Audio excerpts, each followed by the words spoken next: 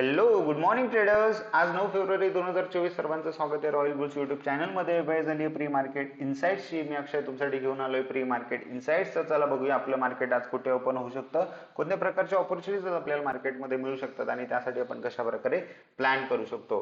So काल निफ्टीची expiry होती आणि काल आरबीआयची पॉलिसी सुद्धा होती आणि तुम्ही जर बघितलं असेल तर जे इंटरेस्ट रेट्स आहेत ते अनचेंज राहिलेत, काहीही बदल झालेला नाही इंटरेस्ट रेटमध्ये. बट आपल्याला त्या उलट जर बघितलं की मार्केटमध्ये एक छान फॉल काल बघायला मिळाला, तर याचं कारण जर काही असेल तर मला असं वाटतं की आरबीआय कडनं काही इन्स्ट्रक्शन्स बँक्सला स्पेशली दिले गेलेत, तर त्यामुळे मे बी थोडंसं फॉल आपल्याला मार्केटमध्ये बघायला मिळाला आणि हा एक पॅनिक फॉल असू शकतो. तर बघणं हे फार महत्वाचं ठरणार की हा फॉल पुढे त्या ठिकाणी कंटिन्यू होऊ शकतो का. कारण जर हा फक्त एक्सपायरी लीड मुवमेंट असेल किंवा एक्सपायरीमुळे आलेली मुवमेंट किंवा एक फक्त पॅनिकनेसमुळे थोडंसं फॉल असू शकतो, तर मग हा कुठपर्यंत लास्ट करेल, तर हे एक प्रश्न आहे. सो सर्व गोष्टी आपण डेफिनेटली अनालाइज करणार आहोत आणि कालच्या प्रकारे आपण डिस्कस केलं तर सर्व लेवल्स प्रॉपरली वर्क झाल्यात. पुढे जाण्यापूर्वी जर आपण बघितलं काल युएस मार्केट्समध्ये काय झालं, तर तुम्ही बघू शकता की युएस मार्केट्स छान अप लेवल्सला किंवा एक छान पॉझिटिव्ह क्लोज किंवा हायर लेवल्सला त्या ठिकाणी होल्ड करून होते. ओके, S&P असेल, त्यानंतर तुम्ही बघू शकता डाव जोन्स असेल किंवा नॅसडॅक असेल, एक हायर लेवल्सला डेफिनेटली छान एक क्लोज त्यांनी दिलेला आहे. बट हा मोमेंटम नव्हतं, बट डेफिनेटली होल्ड करून होते. आणि काल एक थोडीशी चिंतेची गोष्ट ही आहे की ब्रेंट क्रूडने एक छान अपसाइड एक स्पाइक दिलेली आहे. फक्त एवढंच एक चिंताजनक गोष्ट सध्या दिसते.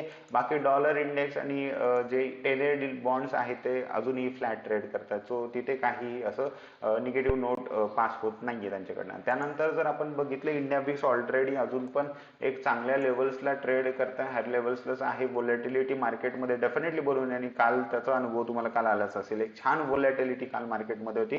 आरबीआयची पॉलिसी होती त्यामुळे डेफिनेटली व्होलॅटिलिटी तर असणारच होती. त्यानंतर जर आज बघितलं आपण की गिफ्ट निफ्टी कुठे ट्रेड करते, तर गिफ्ट निफ्टी सध्या 21,777 ला ट्रेड करते, जे आपल्याला एक 20-25 किंवा 30 पॉईंटचा या ठिकाणी गॅप डाऊन सजेस्ट करते. मे बी आपण थोडंसं जास्त गॅप डाऊन सोबत पण ओपन होऊ शकतो. तर बघा दोन कंडिशन्स आहेत आज जे की आहे. मी एक छान व्ह्यू सोबत तुमच्या समोर आलो आहे. तर बघा गिफ्ट निफ्टी जे आपल्याला सजेस्ट करते ते फ्लॅट ओपन सजेस्ट करते. तर दोन कंडिशन्स आहेत. आपण आज प्राइस गॅप अप सुद्धा ओपन होण्याचे चान्सेस मला दिसतात. तर बघा दोन्हीसाठी आपण या ठिकाणी डिस्कशन करणार आहोत. तर छोट्या टाइम फ्रेमवर सर्व लेवल्स ऑलरेडी ड्रॉन आहेत. तुम्ही बघितलं असेल ही सपोर्ट ट्रेड लाईन जर काल आपण डिस्कस केलं होतं, जर कधी ही सपोर्ट ट्रेड लाईन या ठिकाणी ब्रेक जर झाली तर छान टार्गेट्स डाऊन साइड तुम्हाला मिळतील आणि येस आपल्याला ते टार्गेट्स मिळाले. सो आपण ही एक ट्रेड लाईन ड्रॉ केली होती. अपसाइड ब्रेक झालं तर अपसाइड ट्रेड करणार होतो, डाऊन साइड ब्रेक झाली तर डाऊन साइड ट्रेड करणार होतो. सो ट्रेड लाईन खाली ब्रेक झालेली आहे. आता महत्वाचं हे आहे की आज जर प्राइस ओपन होती आणि तुम्ही बघू शकता की शेवटच्या काही 15 मिनिटमध्ये प्राइसने छान स्पाइक इथे दिलेली आहे. बट हे बाउन्स डेफिनेटली परत सेल होऊ शकतो. इथे परत शॉर्ट किंवा सेलर्स डेफिनेटली ऍड झालेले असतील कालच्या दिवशी आणि डेटा जो आहे तो डेफिनेटली थोडासा बेरिश आहे. 0.9 पीसीआर आणि इंट्राडेचा 0.7 पीसीआर आहे. So definitely data is super bearish.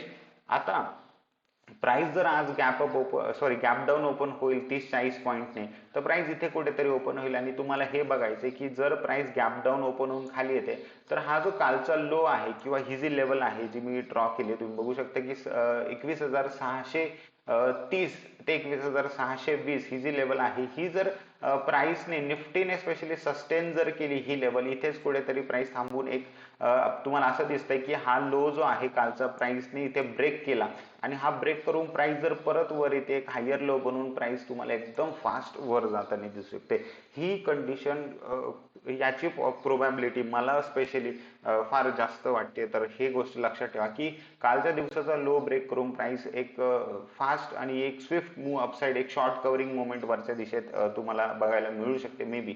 Okay, दुसरी कंडिशन आहे अशी आहे की प्राइस जी आहे ती ब्रेकडाऊन करेल, एक रिटेस्ट करेल आणि परत पुढे या ठिकाणी कंटिन्यू करू शकते. ही सुद्धा पॉसिबिलिटी आहे प्राइस सोबत. सो तुम्हाला काम काय करायचं की जसं प्राइस हा लो ब्रेक करेल तर तुम्हाला बघायचं की प्राइस वेट करायचं, तुम्हाला लगेच शॉर्ट नाही करायचं, कारण तुम्हाला डेफिनेटली ऑपॉर्च्युनिटी मिळणार आहे आणि प्राइस जर हे ब्रेक करताच एकदम खाली निघून जाणार नाही, हे लक्षात ठेवा. सो प्राइस ज्यावेळी या लोला ब्रेक करेल तर तुम्हाला बघायचं की हे रिटेस्ट होतोय असं रिटेस्ट करून प्राइस खाली जाते हे बघायचंय, किंवा प्राइस इथे डिरेक्टली याच्या परत वर येऊन वर जाते हे तुम्हाला बघायचं. सो हे ब्रेकडाऊन होऊ द्यायचं आहे आणि त्यानंतर प्राइस ला जे रिटेस्ट होतोय की प्राइस परत या ठिकाणी जी लेवल ब्रेक केले त्याच्यामध्ये येते हे तुम्हाला बघायचं आहे. दुसरी कंडिशन पॉसिबल काय की प्राइस ओपन होतानाच या लेवलच्या इथे खाली ओपन होऊ शकते. असं जर झालं तर मे बी प्राइस सरळ तुम्हाला या ठिकाणी वर पण येताना दिसू शकते. सो तुम्हाला अशा वेळी काय करायचंय की प्राइस जर डिरेक्टली खाली ओपन झाली तर थोडंसं रिट्रेस होऊ द्या.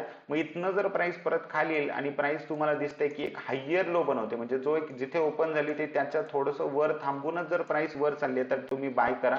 नाही तर प्राइस परत जर खाली जाईल आणि सकाळचा जो काही ओपन होता त्याच्या पण खाली जायला लागली तरच तुम्ही या ठिकाणी सेल करायचं आहे. सो असं आजचं मार्केट असणार आहे आणि मी सर्व कंडिशन्स डिस्कस केल्यात. अशा प्रकारे जर घडलं तर डेफिनेटली तुम्ही प्रॉफिट करू शकता आणि ह्याच कंडिशन्स पॉसिबल आहेत. याच्या व्यतिरिक्त मे बी मार्केटमध्ये काही होणार नाही. आता जी मला कंडिशन पॉसिबल वाटते की अपसाईड जास्त पॉसिबल वाटतं, म्हणजे काही लोक म्हणतील की एवढं छान फॉल येऊन डेली टाइम फ्रेम वर जर बघितलं तर खूप मोठी कॅन्डल या ठिकाणी प्रिंट झालेली आहे, बेरिश कॅन्डल, आणि तरी सुद्धा आपण कसं बेरिश बुलिश व्ह्यू या ठिकाणी ठेवून चाललोय. बुलिश व्ह्यू नाहीये बघा, बायस्ड नाही, आपण दोन्ही बाजूला फ्लेक्झिबल असणार आहे. बट प्रोबॅबिलिटी किंवा पॉसिबिलिटी जी आहे ती मला अपसाईड जास्त वाटते. कारण हे स्ट्रक्चर जर बघितलं तर स्टुडंटला माहिती हे स्ट्रक्चर मला काहीस इथे एक एबीसी स्ट्रक्चर थोडंसं हे दिसतंय आणि may be he C wave आहे. ही सी जर इथे कुठे संपली तर मे बी आपल्याला एक अपसाईड थोडंसं या ठिकाणी बघायला मिळू शकतं. आणि जर मी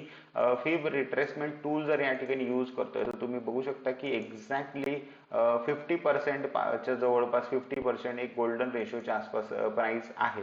सो माझ्यासाठी महत्वाचे जे झोन्स आहेत ते हे आहेत की प्राइस जर इथे कुठे 50% ला जर सपोर्ट घेतला तर छान अपसाईड तुम्हाला दिसू शकतं. इथे जर ब्रेक केलं तर माझं नेक्स्ट टार्गेट 21,500 हे असणार आहे. मग 21,500 पासून सुद्धा मला एक अपसाईड बघायला मिळू शकतं. ओके, सो हे काय होतं किंवा कशा प्रकारे अनफोल्ड होणाऱ्या गोष्टी आपल्या समोर आजच्या ट्रेडिंग सेशन मध्ये, तर त्यावरती लक्ष ठेवायचं. Same with bank Nifty. Bank Nifty मध्ये स्पेशली तुम्ही बघू शकता की बँक निफ्टी ऑलरेडी 78% ला आहे आणि बँक निफ्टी मध्ये शॉर्ट कव्हरिंग मुवमेंट येण्याचे चान्सेस खूप जास्त आहेत. तुम्ही बघू शकता की ऑलरेडी 78% ला आहे एक्झॅक्टली प्राइस, आणि हे 78% सर्व स्टुडंट्सला माहिती आहे सेकंड वेव्ह मध्ये प्राइस रिट्रेस करत असते. So this could be ABC.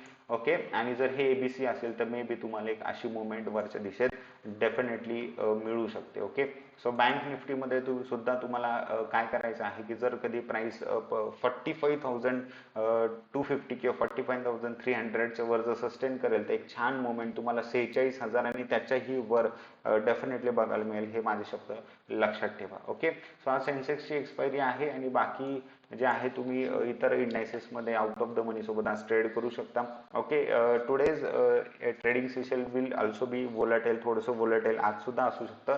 But yes, एक क्लिअर मुवमेंट मे बी आज आज सुद्धा एक मोमेंटम तुम्हाला मिळू शकतो. May be either down side और अपसाइड ते आपल्याला प्राइस अनफोल्ड झाल्यावरच समजेल.